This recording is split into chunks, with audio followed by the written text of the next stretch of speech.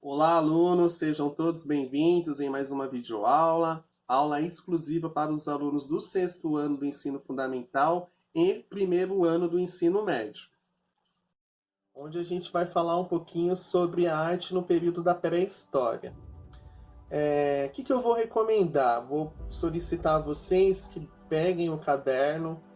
A nossa disciplina a gente quase não escreve nada, são poucas as anotações, é mais de início de bimestre. Porém, as anotações elas são fundamentais para que vocês venham estudar futuramente para uma avaliação, etc. Bom, gente, no início do bimestre, quando a gente fez a introdução da arte no período da pré-história, eu contei a vocês uma história, correto? Que foi a história do Aquiles, do Hércules, né? Da evolução humana. E eu tenho até um slide aqui, eu deixei todos os slides aqui no jeito, e falar um pouquinho de evolução humana. Só que para a gente falar de evolução humana, a gente tem que conhecer os dois lados da coisa, da história, né?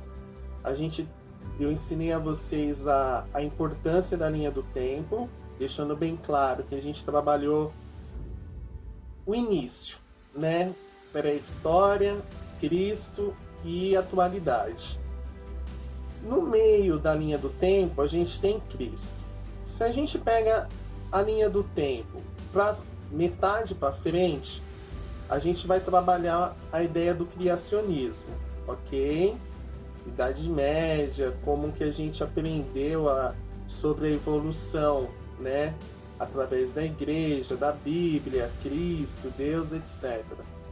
Porém, para a gente percorrer o início, o surgimento da arte, a gente vai ter que trabalhar a linha do tempo da metade para trás. Ou seja, a gente vai ter que voltar lá no início, pré-história, período paleolítico, mesolítico, neolítico, né, idade dos metais, entre outros.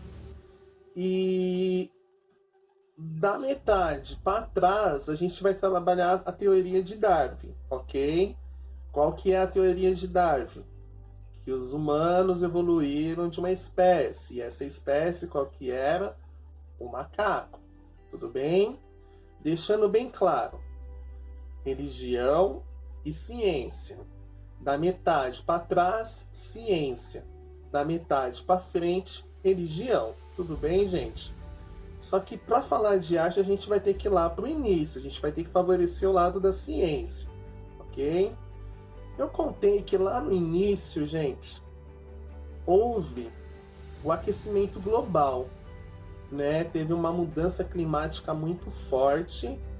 E nessa mudança climática, o mundo começou a sofrer alterações. Muito calor, não tinha-se ali, mas os rios estavam secando, os frutos das árvores não tinham mais, as folhagens estavam secando, os rios, então estava bem complicada a situação. Eu dei o exemplo da semente. Se eu pego uma semente,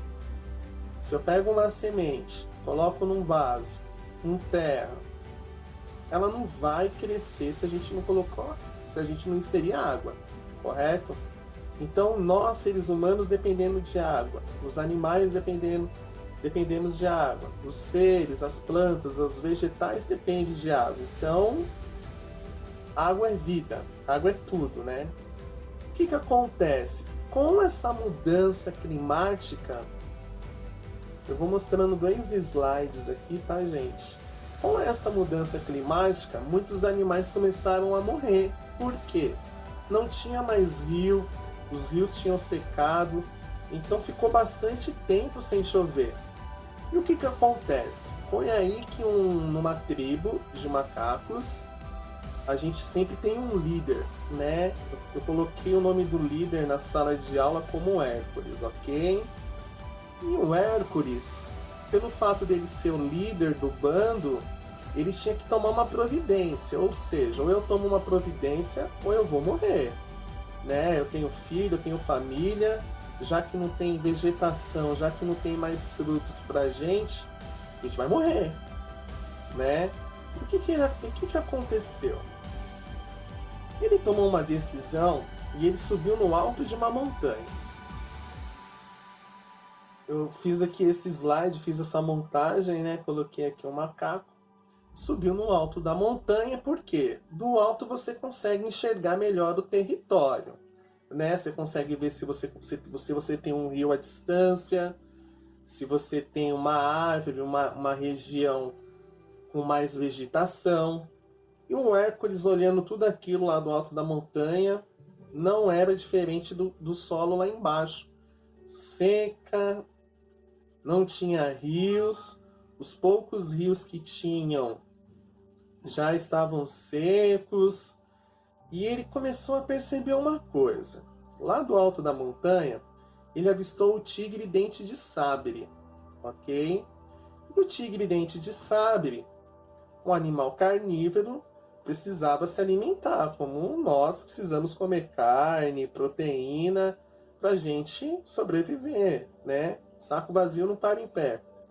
E aí, o Hércules observou que o tigre dente de sabre, pelo fato dele ser um predador ágil, rápido, ele derrubava um animal, aquele animal que estava mais fraco com facilidade. Então a gente tinha ali zebras, usei o exemplo da zebra, e a zebra já estava fraca porque não tinha mais vegetal para ela, não tinha mais proteína para ela se alimentar, a água estava escassa. Para o tigre era mais fácil, derrubar um animal assim fraco. E o que acontece, gente? O Hércules só observava isso. Lá de cima, ele começou a observar. O tigre vinha, derrubava a zebra, se alimentava daquele animal. Porém, um cavalo, uma zebra, tem bastante carne. E ele, por mais que ele tinha ali o seu porte forte, né, alto, ele não dava conta de comer toda aquela carne. E foi então que ele foi embora e deixou aquele resto de carne para trás. Um clima muito seco, hostil, quente, a beça. O que acontece com a carne quando a gente não preserva ela na geladeira, né? Apodrece, carniça. E a carniça acabava atraindo outro tipo de animal, ou seja, os urubus, os abutres, né? E os urubus também, animais necessitados naquela época, eles tinham que comer também. E o Hércules, observando tudo isso, ele começou a observar, poxa, o tigre dente de sabre está forte. Os urubus lá do alto já sentiram o cheiro da carne e estão aparentemente bem. E ele começou a raciocinar. Bom, se aqueles animais lá estão bem, eu também posso estar bem. Eu também posso me manter. E foi aí que ele fez o quê? Ele esperou o predador ir embora. Os urubus, ele espantou esses urubus, né? E ele fez o quê? Ele foi lá e cutucou aquela carne. E aquela carne saciou a fome dele, né? Por mais que ele ali é um animal herbívoro, ele tinha que tomar uma providência. Eu tenho que colocar algo no meu estômago, senão daqui uns dias vai ser eu a próxima vítima. Eu vou estar fraco. Eu tenho que aproveitar agora que eu estou forte. Ele foi lá e comeu a carne daquela zebra. E ele, vendo que conseguiu saciar sua fome, ele foi lá e chamou o resto da tribo, os seus colegas, né? Vamos lá, gente, tem uma carne lá para nós, vamos lá comer. E todo mundo começou a mudar ali o seu hábito alimentar. E aí, pessoal, isso foi frequente. O Hércules ficava escondido do predador, o predador vinha, abocanhava ali o animal, não dava conta de comer toda aquela carne. Antes dos urubus, o Hércules ia lá e comia a carne. E já levava lá para onde estava lá sua família, sua tribo, e eles saciavam daquela refeição. E aí, gente, muitos devem estar se perguntando, mas aí, professor, como é que o animal virou macaco? Foi da noite para o dia? Não foi, gente. Quando a gente fala da evolução das espécies, foi uma evolução de milhares de anos. No início lá, na linha do tempo, eu comecei com 80 mil anos antes de Cristo. A gente teve os primeiros registros, não o primeiro, minto. A gente tem registros rupestres com a idade de aproximadamente de 30 mil, 15 mil anos antes de Cristo. Então, se você fazer um cálculo de 80 mil, se você for fazer um cálculo de 80 mil até chegar ali, vamos se dizer, a 25 mil anos ou 15 mil anos, dá uma evolução de 50 mil anos, né? Então, assim, foi muito tempo. E ao decorrer desse tempo, muitas coisas foram acontecendo. Uma delas foi a perda de pelos, né? O Aquiles, como ele era um macaco líder daquela época, o macaco não vive muito tempo, vamos pôr aí 35, 40 anos, mais ou menos. O Hércules foi deixando herdeiros, netos, bisnetos, e assim sucessivamente. Porém, aquela nova geração já nascia comendo carne. E muitas mutações foram acontecendo. Uma delas, como eu falei, foi a queda dos pelos. A segunda ali a gente pode dizer que foi o cérebro começou a expandir de tal forma que até mesmo os ossos começaram a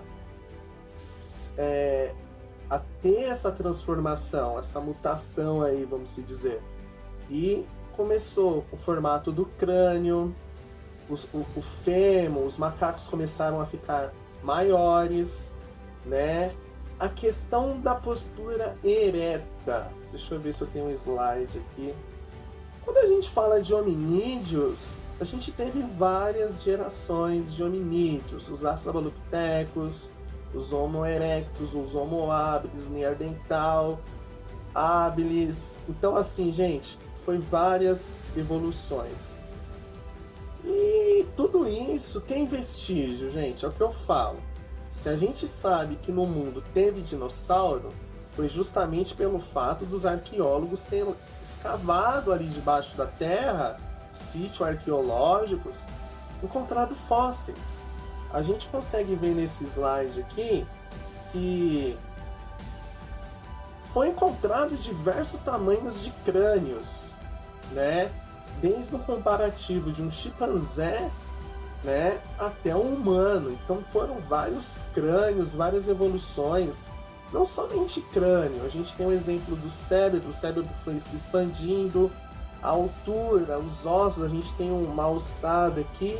Como eu já falei em sala de aula, muitos dos ossos não foram encontrados completos. E aí que vem alguns artistas plásticos. Hoje a gente tem uma tecnologia bacana também que substituíram aquele osso que foi perdido por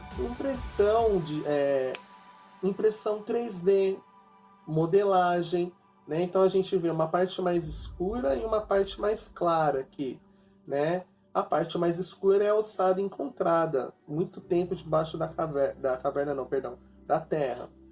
E a parte mais clara foi aquela parte que foi reconstruída, feita pelo artista. Então, gente, é muito louco isso. Então, o homem se tornou homem evoluído do macaco devido a uma grande fase ali de mais de 50 mil anos. Muito mais, gente. Então, uma aluna falou para mim uma vez: professor, se eu pegar o macaco, colocar ali dentro de uma gaiola e começar a jogar carne lá para ele vai ficar inteligente? Ele vai virar um homem, né? Não, gente, a resposta é não. São vários tempos de evolução, tudo bem? Então, assim, gente, por que existem estudos? Por que a gente abre um livro de ciências, biologia, de artes, de história, de geografia? A gente vê a história da evolução humana. Justamente pelo fato desses registros encontrados em sítios arqueológicos, entre outros fatores. Tudo bem, gente, até aqui? Bom, eu vou avançar um pouquinho. Depois eu falei que chegou um determinado ponto, eu deixei o Hércules de lado e apresentei o Aquiles. O Aquiles era lá da família do Hércules, mas já era uma geração bem mais avançada. E ele era um guerreiro, ele era um macaco ali que tinha raciocínio, já tinha uma boa parte do seu corpo evoluído. E o que aconteceu? Foi surgindo as primeiras ferramentas aí, alguns acontecimentos. Eu falei que o Aquiles e a Eva, que era o nome da namorada dele, que a gente criou da esposa, né? Tiveram uma discussão em determinado momento. Aquiles foi para lá, Eva foi para o canto de lá. A Eva gostava de afogar suas mágoas perto de um riacho. Chegando nesse riacho, ela começou a jogar pedra na água. Começou a bater pedra uma nas outras. E o que aconteceu? Puf, se cortou. Sem querer, a Eva se cortou. Fez lá um machucado na mão. E o que aconteceu, gente? Ela nunca tinha visto aquele feito antes. Um pouco da sua pele aberta, sangue e a dor. Ela pegou aquela pedra novamente, passou na mão, sentiu dor, começou a sair mais sangue e a pele se expandia-se. Ou seja, ela criou uma ferramenta, a ferramenta que a gente, vamos imaginar a ferramenta que a gente usa hoje para cortar a carne, né? É a faca, naquela época era uma pedra, mas foi o início de muitas coisas. A gente tem que sempre estar acompanhando o cotidiano deles, ali, a dificuldade que eles tinham. Eles dependiam de um tigre para matar o seu alimento para pegar resto. E com o surgimento dessa primeira ferramenta de corte, muita coisa vinha mudar.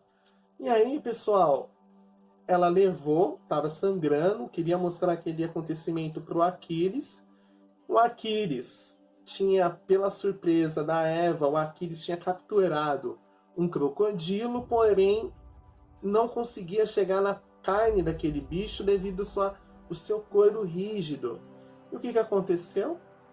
Ela pegou a pedra, o Aquiles já tinha matado aquele crocodilo, o animal já estava morto, só que a pele muito rígida, eles tinham acabado desistido de pegar aquele animal, de chegar na sua carne. E a Eva chegou com aquela pedra e começou a passar naquele crocodilo.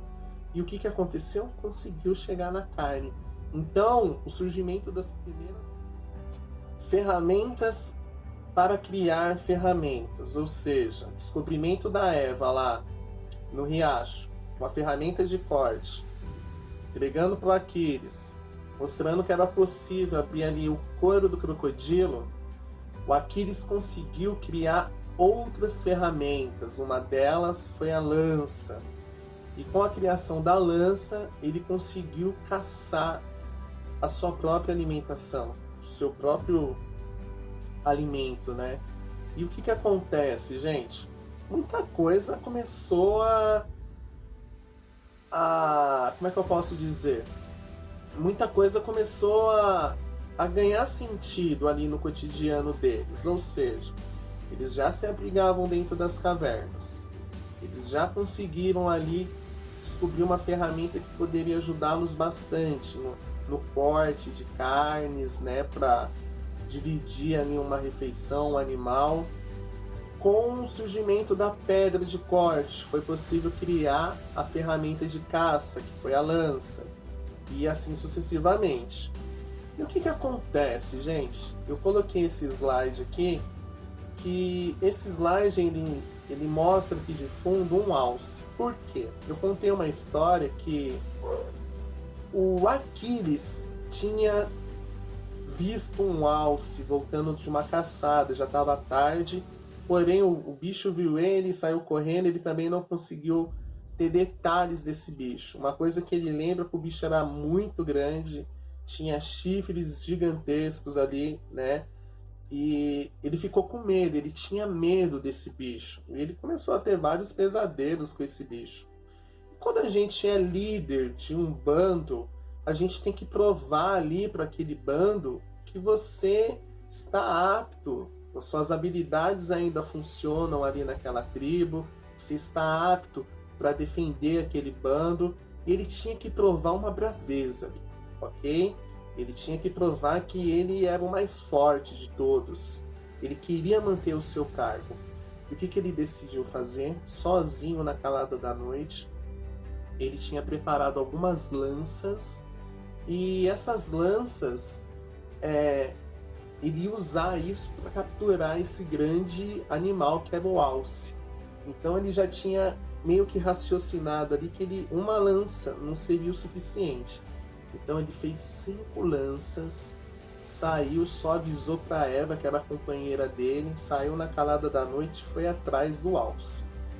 Primeiro dia andou, nada. Segundo dia também andou, nada. No terceiro dia, quando o sol estava se pondo, ele conseguiu encontrar o alce. O que ele fez? Um alce, um veado, eles são animais ariscos. Se o vento levar o seu cheiro, o seu odor, e eles sentirem isso, eles vão embora, e aí não tem pessoa que pega. E ele tinha que ser muito ágil e preciso. O que ele fez? Eu fiz esse desenho na lousa, eu fiz um círculo, o alce no meio, e ele, em torno desse círculo, com muita precisão, por causa do cheiro dele, ele escondeu uma lança. Porque para ele, a partir do momento que ele jogasse a primeira lança, o animal deitado ali, ele ia esperar aquele animal deitar, né, para ganhar mais tempo, até o animal levantar, ele já estaria na segunda lança. E foi isso que aconteceu. O animal deitou, ele fez um perímetro, né, colocou as 5 lanças espalhadas, e aí o que ele fez? Jogou a primeira lança. Nessa que ele jogou a primeira lança, ele já correu antes do animal levantar, jogou a segunda lança. O animal com mais de 600 quilos, não vai ser uma lança simples que vai derrubá-lo, né? Correu, pegou a terceira lança, jogou, e ele já pegou a quarta e a quinta lança de uma vez, porque o animal já estava correndo. Então, assim, as 3 primeiras lanças foi o suficiente para jogar ali nele e já dar o primeiro baque. O animal sangrando, animal de um porte muito elevado, começou a correr, começou a esgotar mais sangue. A partir do momento que a gente vai perdendo sangue, a pressão cai e a gente desmaia, correto? E foi tiro e queda. O animal já fraco, ele jogou a quarta lança, jogou a quinta lança, o animal caiu no chão e ele pegou a pedra de corte e passou no pescoço. Ou seja, conseguiu o que ele queria. Só que não para por aí não. Ou seja, ele tinha que levar aquela cabeça como prêmio, para mostrar lá para o povo dele que ele conseguiu matar lá o demônio. Eles colocavam lá, tem vários nomes, né? E demônio da noite, a gente pode viajar bastante nessas teorias. E ele cortou a cabeça desse alce e ele tinha que voltar para casa o quanto antes, porque por mais ele já estava cansado. Vai que ele encontra outro predador e ele tem que lutar ainda com esse bicho, né? Então o que ele fez? Ele cortou a cabeça desse alce, colocou nas costas e ele quis levar inteiro, com os 2 chifres. Pegou um pedaço lá da pata, lá também levou, porque é alimentação, né? E aí, chegando lá, levou um dia, ele foi muito rápido e se cansou muito. Levou um dia ali para voltar para casa e foi uma festa. O povo viu lá que ele colocou lá o troféu lá no meio da aldeia, todo mundo comemorou. Porém, o Aquiles chegou muito cansado da sua viagem. E ele já, quando a gente está cansado, a gente quer sentar, a gente quer encostar numa parede. E o que aconteceu, gente? Nessa que o Aquiles chegou em casa, coberto de sangue, não era um sangue dele. Como ele carregou aquela cabeça durante muito tempo, ele ficou com o corpo coberto de sangue. O Aquiles chegou em casa, mega cansado, o corpo todo coberto de sangue, porque ele percorreu com aquela cabeça nas costas um bom percurso e ele precisava descansar, precisava ali arrumar um cantinho. E o que aconteceu? Foi aí que ele encostou na parede da caverna ali onde ele residia com o seu povo e colocou a mão na parede. Porém, quando ele tirou a mão da parede, o que aconteceu? Tcharam! Ele conseguiu ver a sua impressão, a sua marca. Ou seja, ele descobriu a possibilidade que aquele gesto lhe oferecia. Ou seja, o surgimento do desenho. O primeiro desenho marcado ali naquela parede, sem querer, foi o que deu margem ao surgimento da arte. A partir daí, os homens das cavernas começaram a raciocinar, começaram a desenhar, não somente o sangue, mas usavam carvão, minerais, frutas, pigmentos diversos naturais, para contar o seu cotidiano. Então, quando a gente fala de arte, a arte não é só grafite ou Tarsila do Amaral, não, gente.